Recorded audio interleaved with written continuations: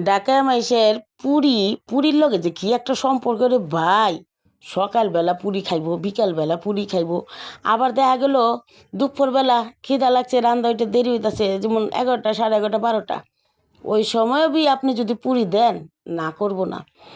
তো আজকা আমার জামাই এত বেশি ইন্সপায়ার হয়েছে আমার রান্নার চ্যানেল দেখা, অনকা আমি একটা রেসিপি দিব। তো হ্যাঁ, ওখানে পুরি বানিয়ে বলেছে।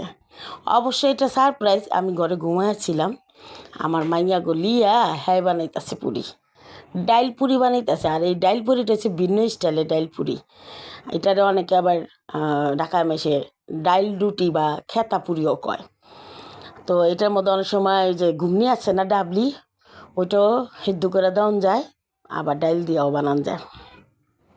যে কোনো ডাইল দিয়ে বানান যায়, মুসুর ডাল হতে পারে, যে কোনো ডাল। তো হ্যাঁ, হইলো মুসুরি ডাল দিছে, বুঝছেন। তো মুসুরি ডালটা সুন্দর করে মশলাপাতি, পেঁয়াজ, রসুন, কাঁচামরিচ সব কিছু দিয়ে সুন্দর করে সিদ্ধ কইরা ভর্তার মতো কইরা লিছে। এরপরে ময়দা তেল দিয়া লবণ দিয়া গুলাইয়া তারপরে ছোট ছোট করে লেচির মতো কাটছে। আলা ওইটার মধ্যে পুর বইরা বেইলা সুন্দর করে এই যে পুরিগুলা বানাইছে। তো মাইয়া গলে বানাইছে আমার সারপ্রাইজ দেওয়ার লেগে। মানে ঘুম থেকে উঠা দেখি যে হ্যাঁ পুরি বানাইছে। ডাক দিয়ে তোর মায়েরে পুরি খাইব নি, পুরি দিয়া। হ্যাঁ, প্রথম পুরি খাইলাম আর কি, পরে চা খাইছি। তো এই পুরিটা আবার হচ্ছে ভর্তা বা বিভিন্ন ওই যে ধরেন এই চাটনি, আবার এই যেরকম পেঁয়াজ কাঁচামরিচ দিয়ে খাইতে মজা। তো আপনারা এবার বানায় খায়েন। আল্লাহ হাফিজ।